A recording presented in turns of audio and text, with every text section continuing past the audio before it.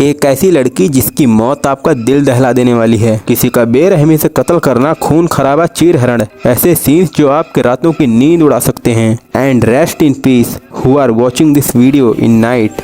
जुंजी Ito की collection से निकली बेस्ट मांगा टोमी की एक्सप्लेनेशन के लिए तैयार हो जाओ दोस्तों, साथ में थोड़े पॉपकॉर्न के साथ। वीडियो में आपको काफी तगड़ा डर और मजा आने वाला है। मैं प्रिंस यादव एक बार फिर से आपका वेलकम करता हूं हमारे चैनल एनिमे संसार में। टॉमी के फ्रंट पेज पे हम एक लड़की को देखते हैं जिसके आगे 8-10 लड़के चल रहे हैं, पर एक लड़की के आगे इतने सारे लड़के चल क्यों रहे हैं ये तो हम सभी को आगे वीडियो देखकर पता चलेगा। वीडियो को बिल्कुल भी स्किप मत करना और लास्ट तक पूरा देखना। मेरी दोस्त टॉमी अब इस दुनिया में नहीं रही। इसके शरीर के टुकड़े टुकड़े हर जगह कटे हुए मिले और ये सब एक फील्ड ट्रिप के दौरान हुआ। और यहाँ पे टॉमी के टीचर भी हैं। उस लड़की के शरीर के कई टुकड़े हुए थे जिसमें से कुछ अभी भी लापता हैं और उनको ये भी नहीं मालूम कि ये सब किसने किया।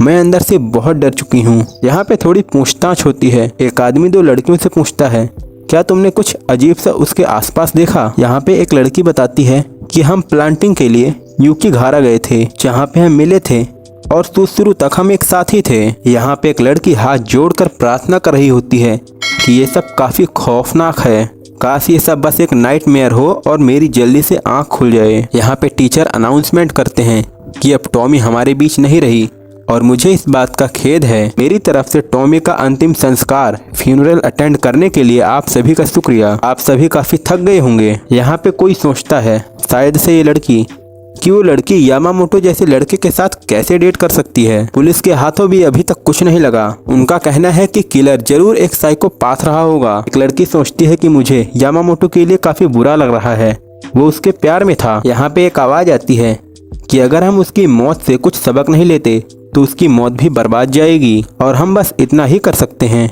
यही सच्चाई है। क्लास के बाहर से किसी लड़की के चलने की आवाज आती है। यहाँ पे शायद से इनका टीचर कहता है कि वो जरूर हमारे आसपास ही है। लड़कियों तुम ग्रुप में ही रहना। सॉरी, पर अब वो हमारे बीच नहीं आने वाली। Sorry, I am late. Tommy! इस लड़की को देख के पूरी क्लास के होश उड़ जाते हैं क्योंकि यही तो है टॉमी।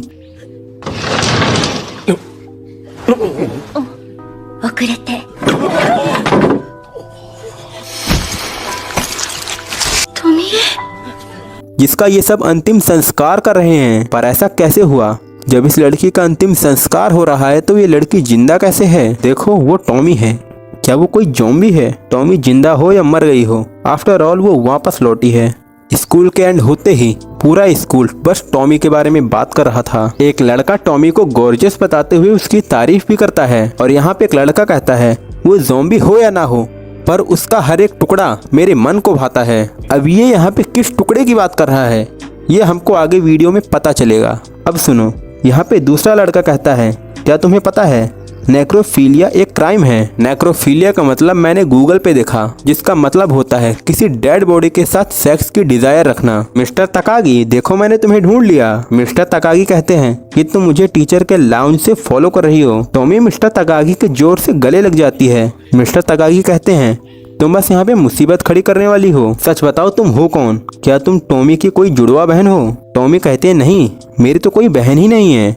टॉमी जबरदस्ती तकागी के गले लगती है पर वो उसको दूर भगाता है। टॉमी कहती है आई लव यू, ग्रेजुएशन के बाद मैं तुम्ही से शादी करूंगी। और यहाँ पे लड़कों में अलग ही बहस चल रही थी। वो बोल रहे थे वो एक चलती फिरती जिंदा लाश है, वो जिंदा हो कैसे सकती है? ये तो पागलपन है। उसके टुकड़े हर जगह मिले हैं। कोई बोलता है मुझे कुछ समझ नहीं आ रहा। कोई पूछता है रिको तुम्हारा क्या कहना है? तो कोई कहता है मेरा तो सर चकरा रहा है, आखिर वो अभी तक जिंदा कैसे हो सकती है? तभी यहाँ पे जोर जोर से भागते हुए एक आदमी आता है और कहता है कि एक बुरी खबर है। अगर वो वही है तो फिर उसका इस केस से कुछ लेना देना ही नहीं है। अगर वो ठीक है और जिंदा है तो फिर हम चिंता क्यों करें? तभी अचानक से यहाँ पे एक झुंड इकट्ठा हो जाता है। आवाज आती है कि अरे कुछ नहीं हुआ, बस इनका पैर फिसल गया, डॉक्टर को बुलाओ। और शायद से ये मिस्टर तकागी थे। यहाँ पे एक आदमी आता है वो कहता है सारी आइडेंटिफिकेशन चेक कर ली गई है और उसका दाह संस्कार भी कर दिया गया है। डेंटल रिकॉर्ड्स के अकॉर्डिंग उसका परफेक्ट मैच था, लेकिन तुम्हारे कहने का मतलब है कि वो उसकी बॉडी नहीं थी। बस आप थोड़ा वेट करिए, यहाँ पे जो कुछ भी हो रहा है आपको समझ आने लग जाएगा। अब यहाँ पे ये लड़की यामामोटो के पास भी जाती है, पर टॉमी असल में उसको अंदर तक डरा रही थी। उसी की वजह से तो मिस्टर तकागी लगभग पागल से हो गए थे। शाम का वक्त होता है। रास्ते में चलते वक्त, रिको क्या तुम मुझे सुन रही हो? ऐसा कहते हुए टॉमी रिको के पास आती है।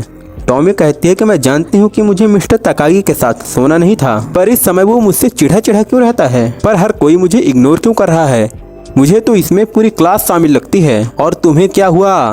तुम इतना अजीब बर्ताव क्यों कर रही हो? ये सारी बातें टॉमी बड़बड़ा रही होती है, पर रिको अपने ही ख्यालों में थी। यहाँ पे रिको कहती है लगता है सच में वो बस एक नाइटमेयर था, मेरा एक खौफनाक सपना, और इससे ज्यादा कुछ नहीं। शायद से वो कभी मरी ही ना हो। तभी रास्ते में चलते चलते एक बैग नीचे गिरता है।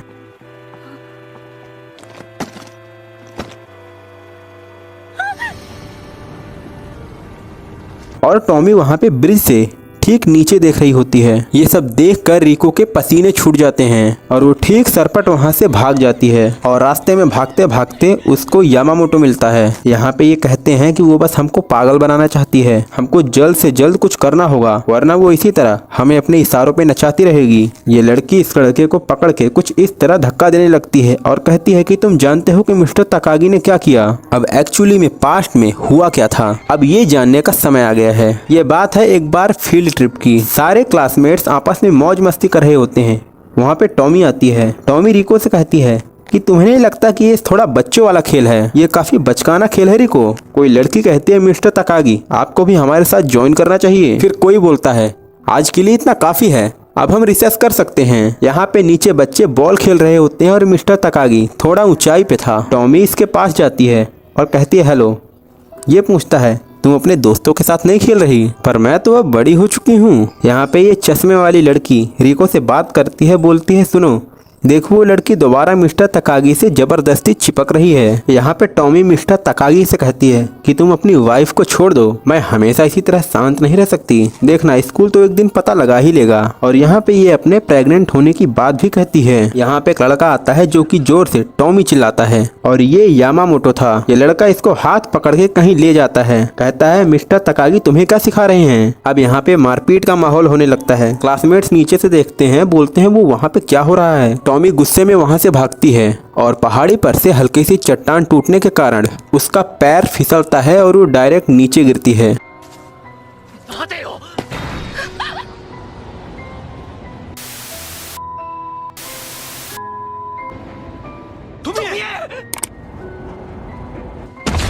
अरे कोई पता लगाओ वो टपक गई या जिंदा है।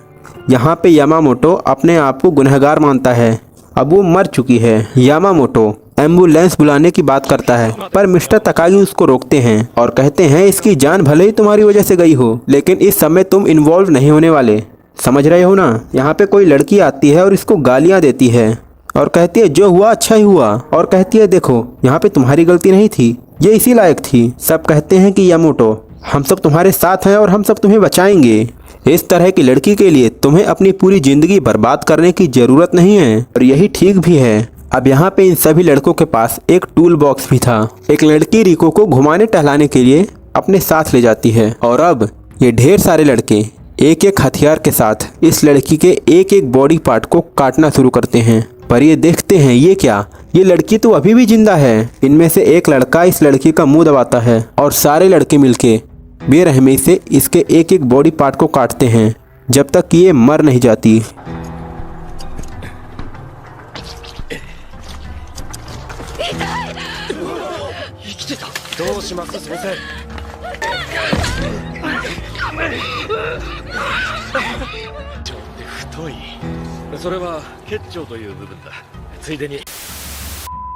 इनमें से एक कहता है इसकी लार्ज इंटेस्टाइन तो सच में काफी लंबी है, मतलब आपको पता होगा हमारी अतड़ियाँ, हमारी आंतें जहाँ पे फूड का अब्जॉर्प्शन होता है, इस तक को ये सब निकाल के खेलने लगते हैं।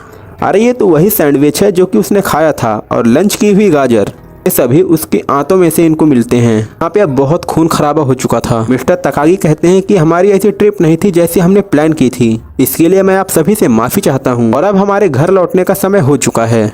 टॉमी की बॉडी के पूरे 42 टुकड़े हैं, हर एक पीस आप सभी के पास है और चलते चलते अपने अनुसार जहाँ भी तुम्हें सही जगह मिले इसको वहीं पे फेंक देना। अब ये लड़की जो कि उसकी याद में रो रही है, यही उसकी असली दोस्त थी, इसलिए इन्होंने इसको उसका दिल दिया है और उसकी बॉडी के किए हुए 42 टुकड़ों में से एक टुकड़ा उसका दिल उसकी दोस्त ने उस शाम को उस ट्रिप के दौरान इसी ब्रिज से फेंका था।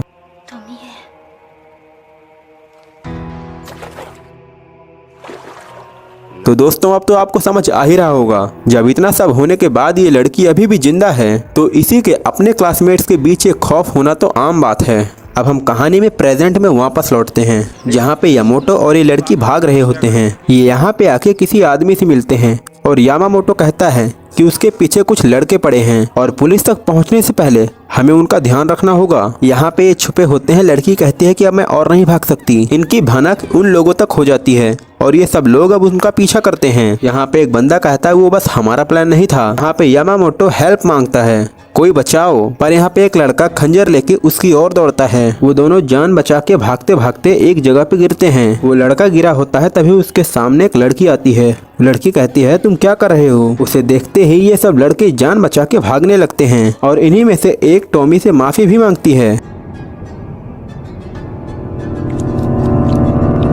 यहाँ हमको इमेज में एक लड़का दिख रहा है जहाँ पे लिखा हुआ है his mind was gone, later they found Yamamoto where I left him. अब यहाँ पे एक लड़की अपनी कहानी बता रही है कि इस खौफनाक घटना के 3 दिन बाद मेरी फैमिली ओशियन के रास्ते से किसी दूसरे टाउन में मूव कर रही है और ये इनके लिए एक अच्छी बात भी है। मैं नहीं जानती कि टॉमी का क्या हुआ होगा। मेरी पुरानी जिंदगी तो बस अब टुकड़ों में बिखर चुकी है और सुनने में ऐसा आ रहा है कि मेरे पुराने ओल्ड क्लासमेट्स स्कूल तक को छोड़ रहे हैं और 2 ने तो सुसाइड के लिए भी कमिटमेंट कर ली थी। फील्ड ट्रिप, इस तरह उस लड़की का कत्ल किया जाना, ये सब बस मुझे डरा देने वाले सपने की तरह है जिसे मैं कभी नहीं भुला पाऊंगी। पर यह सब सुनने में बिल्कुल एक इम्पॉसिबल सा काम है। हम सब ने ये सब किया कैसे, हमको खुद को ही नहीं मालूम, पर मेरे मन के कोने में आज भी वो कहीं जिंदा है। अब बीच पे चलते चलते इस लड़की को एक गिरा हुआ कपड़ा मिलता है। अब ये लड़की पहचान जाती है ये तो वही कपड़ा है जिसमें उसका दिल फेंका गया था, पर इसके अंदर जो बॉडी पार्ट था वो कहाँ गया। ये लड़की एक पेड़ के बगल से झांक के देखती है जहाँ पे इसको टॉमी की कुछ ऐसी बॉडी मिलती है और यहीं पे टॉमी का पार्ट 1 एंड होता है। Tommy part 2 Morita hospital. अब यहाँ पे हम देखते हैं कि 2 लोग आपस में बात कर रहे होते हैं कि मिस्टर तकागी जो कि पेशेंट है वो दीवार फांद के भाग चुका है। यहाँ पे ये लोग बात करते हैं कि शायद से उस लड़की का किलर जिसने उसको स्मॉल पीसेस में काटा वो तकागी ही होगा। उस लड़की की डेड बॉडी जो कि उन्हें कुछ सालों पहले मिली थी, कहाँ मिली, इसी टाउन के आसपास किसी जगह पर। तो क्या वो तकागी टीचर नहीं था। अब यहाँ पे ये आदमी फुसफुसाता है, वैसे तो गवाह बहुत हैं, आप जिस मर्जी को बना लीजिए। मिडल डे की बात है, वो लड़की आई थी एक अपने अंतिम संस्कार के बाद। ये बातें करते हैं कि असल में वो लड़की पूरी भूत भी नहीं थी, बस शुरुआत से ही वो लड़की हमारी तरह एक आम इंसान नहीं थी। मोरिटा हॉस्पिटल में हम देखते हैं कि यहाँ पे एक लड़की आती है।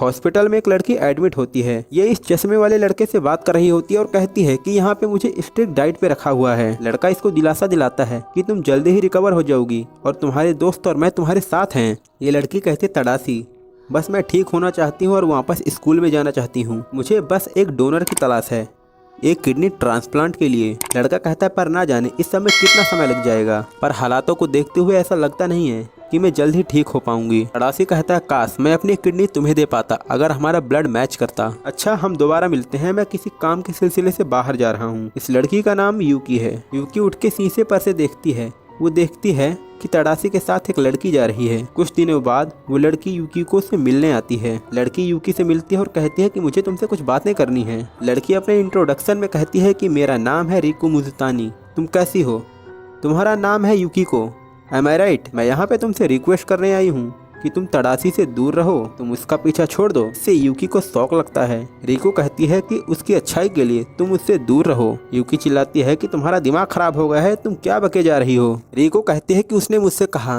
कि क्या आराम की बात होगी जब वो लड़की मर जाए। यूकी कहती है नहीं तुम झूठ बोल रही हो। रिको कहती है कि तड़ासी ने मुझे बताया था तुम बस उसके लिए एक प्रॉब्लम हो और अब वो तुम्हारे लिए और इंतजार नहीं कर सकता और उसके पास कोई चॉइस भी नहीं है, तो इसलिए जबरदस्ती वो तुम्हें कंपनी देता है। तुमने उसकी डार्क साइड देखी ही नहीं है, उसके वो स्पेक्टिकल्स उसकी आंखों में छुपी दया को उजागर करते हैं। और मुझे ऐसे ही लड़के पसंद हैं, हम दोनों ही एक दूसरे के प्यार में हैं। इस सब से यूकी को गुस्सा आता है और वो एक टेडी जोर से लड़की की ओर फेंकती है। रिको कहती है तुमने मुझ पर फेंका। तभी इन दोनों की शोर शराबे से वहाँ पे नर्स आती है। यूकी कहती है कि इस लड़की को यहाँ से बाहर ले जाओ। जाते जाते रिको कहती है अब सब कुछ तुम्हारे हाथ में है। यूकी काफी ज्यादा डरी हुई थी, रिको झूठ बोल रही थी। ऐसा मानकर लड़की सो जाती है। फिर हम अगला सीन देखते हैं जहाँ पे यूकी के पास वो लड़का आया था, तड़ासी। वो बोलता है क्या हुआ, जरा मेरी और तो देखो। यूकी कहती है तो तुम्हें उससे प्यार है। तड़ासी समझ जाता है कि पक्का रिको मिजुतानी यहाँ पे आई थी। यूकी कहती है अच्छी बात है, तुम्हें अब यहाँ पे आने की और जरूरत नहीं है, गुड बाय। अब यहाँ पे अगले मांगा पेज में हम देखते हैं कि डॉक्टर नर्स भाग रहे होते हैं क्योंकि पेशेंट को किडनी प्रॉब्लम है और हालत सीरियस हो रही है।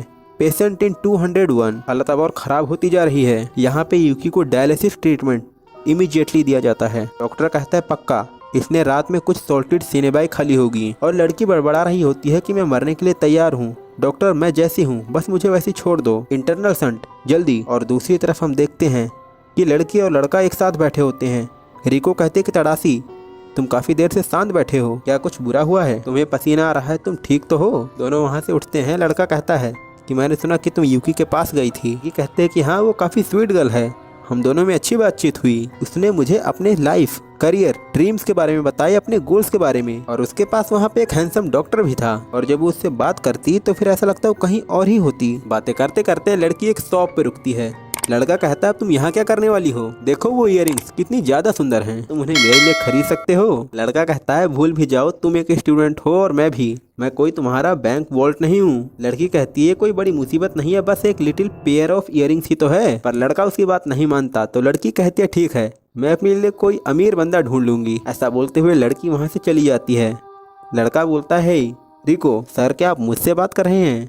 लड़के को पता चलता है कि इसका तो नाम ही नकली है। लड़के को ऐसा लगता है कि अब वो उस लड़की के प्यार में पड़ चुका है और वो एक बीच वाला सीन याद करता है। और ये एक न्यूज़पेपर जो लगभग 2 साल पुराना है और यहाँ पे एक तस्वीर है, यहाँ पे एक विक्टिम की फोटो है। अब एक ऐसा समय था जब उसने उससे मिलना छोड़ दिया था और शायद इसी वजह से उसके अंदर क्यूरियोसिटी थी उससे मिलने की। और गलियों से गुजरते हुए उसके मन में एक बात ये भी है कि यूकी उसे माफ कर देने वाली है। हाँ मुझे हॉस्पिटल एक बार जाना चाहिए और उससे माफी मांगनी चाहिए। लड़का अपने ध्यान में मग्न चल रहा होता है, तभी लड़की आके उसको डरा देती है और कहती है मैंने तुमको डरा दिया, तुम डरे नहीं तड़ासी, आई लव यू। वो सब तो बस एक मजाक था, तुम्हें परेशान करने में मुझे मजा आता है, मुझे कोई इयररिंग्स नहीं चाहिए, मुझे बस तुम चाहिए। दोनों फिर एक साथ चलने लगते हैं। लड़की कहती है तड़ासी तुम कुछ बोलो, इतने शांत क्यों हो। फिर सीन में हम कुछ इस तरह देखते हैं कि दोनों गले मिलते हैं। लड़की चिल्लाती है कि मैं भाग नहीं पा रही।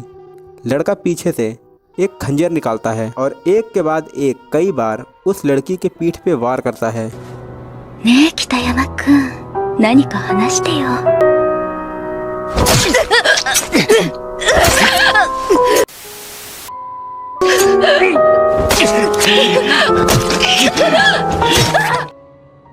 अब ऐसा क्यों हुआ, आगे हम मांगा पेजेस में देखते हैं। एक लड़की की बॉडी चेक करी जा रही होती है और वो पूरी तरह मर चुकी है, उसका कोई यूज नहीं है। डॉक्टर बात करते हैं कि क्या तुमने मर्डर डिटेक्टिव को पकड़ लिया। एक आदमी कहता है हाँ हमने उसको रंगे हाथों पकड़ा और अब उससे सवाल जवाब किए जा रहे हैं। अब यहाँ पे इस लड़के से सवाल किया जा रहा है जिसने उस लड़की का कत्ल किया है, तड़ासी से, तुमने उसको क्यों मारा। लड़का कहता है कि मुझे नहीं मालूम, तुम्हारे पास कोई रीजन तो होगा। लड़का कहता है कि जब मैंने उसको देखा तो बस मुझे उसको मारने का मन कर दिया, पर क्या अकेला मैं ही हूँ जो कि उसको जान से मारना चाहता है। मैंने बस उसको लगातार चाकू घोंप के मार दिया और मैं उसको पूरी तरह चीरफाड़ करने ही वाला था, बस समय रहते आप आ गए। こんな気持ちになるのは僕だけでしょうか。 पूछताछ में लड़का कुछ इस तरह जवाब देता है। दोस्तों आगे बढ़ने से पहले मैं आपसे कहना चाहता हूं कि ऐसे ही मांगा और एनिमे रिलेटेड वीडियोस देखने के लिए हमारे चैनल एनिमे संसार को आप सब्सक्राइब कर लो। मैं आगे भी ऐसे ही वीडियोस लाता रहूंगा और हमारे दूसरे चैनल सेनपाई प्रिंस पे भी आप मुझे सपोर्ट दिखा सकते हैं। और अगर आप मांगा पढ़ने के शौकीन हैं तो हमारे टेलीग्राम चैनल को जरूर ज्वाइन करना, क्योंकि मैं अपनी हर एक मांगा वीडियो की PDF वहाँ पे अपलोड करता हूँ। अब यहाँ पे डॉक्टर आपस में बात करते हैं कि पेशेंट काफी ज्यादा क्रिटिकल कंडीशन में है। मैंने चेक किया और पाया कि विक्टिम का ब्लड पेशेंट से मैच कर रहा है। अब आप इनकी बात सुनिए।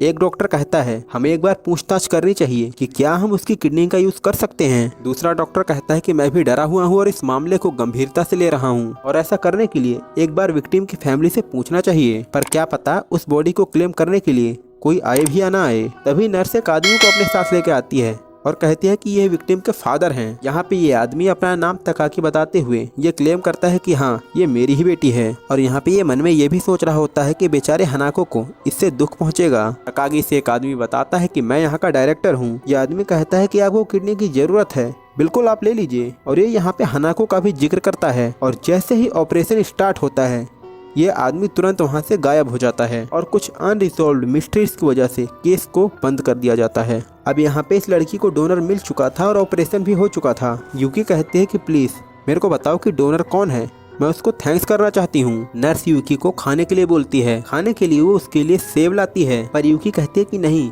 मेरा कुछ खाने को मन नहीं है, मेरा पेट पूरा भरा हुआ है, देखो मेरा पेट। और यहाँ पे लड़की का पेट आप देखो इतना ज्यादा फूला हुआ है। नर्स बस उसके हाथ पे हल्का हाथ रखती है। वो लड़की काफी जोर से चिल्लाती है, इससे उसको काफी दर्द होता है। पेशेंट 201 की ओर डॉक्टर भी भागने लगते हैं। और अब ये लोग एक्सरे में देखते हैं तो यहाँ पे स्क्रीन पे इनको पता है क्या दिखाई देता है। डॉक्टर तामुरा ये सब क्या है, काश मैं अंधा हो जाऊं, नहीं तो ये सब देख के मैं पागल हो जाऊंगा। वो लोग देखते हैं कि उसके पेट में लिम्स ग्रो कर रहे हैं उस किडनी में से जो कि उन्होंने इम्प्लांट किया है। किडनी में से वो लोग हमारे ह्यूमन स्कल यानी खोपड़ी को देख पा रहे थे। इनमें से एक डॉक्टर कहता है कि क्या हमने किडनी की जगह एक फीटस को प्लांट कर दिया। फीटस मतलब यानी भ्रूण, गर्भाशय, जहाँ पे माँ के पेट में पैदा होने से पहले बच्चे को न्यूट्रिशन प्रोवाइड होता है। यहाँ पे क्या हो रहा था डॉक्टर तक को कुछ समझ नहीं आ रहा था, जैसे अभी हम सबको समझ नहीं आ रहा है। यहाँ पे डॉक्टर्स मिलके चीरफाड़ करते हैं। तभी अचानक से पेट में से एक खोपड़ी बाहर आती है और कहती है माई नेम इज टॉमी।